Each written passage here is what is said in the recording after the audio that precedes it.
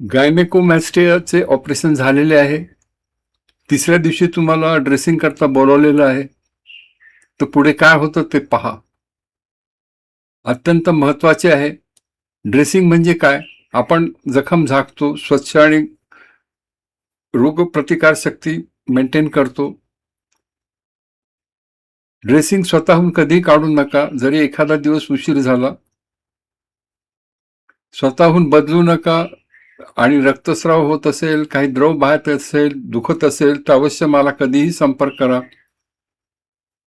हे ड्रेसिंग महत्वाचं आहे. कॉम्प्रेशन गारमेंट महत्वाचं आहे. त्याच्याने प्रेशर असणं आवश्यक आहे. मग रक्तस्राव होत नाही, त्वचा इकडे तिकडे हालत नाही.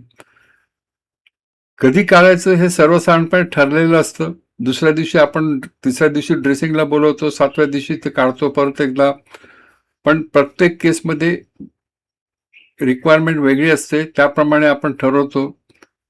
आणि ही लक्षणे जर दिसली की रक्तस्राव होतोय, खूप सूज येतोय, ताप येतोय, तर अवश्य संपर्क करा.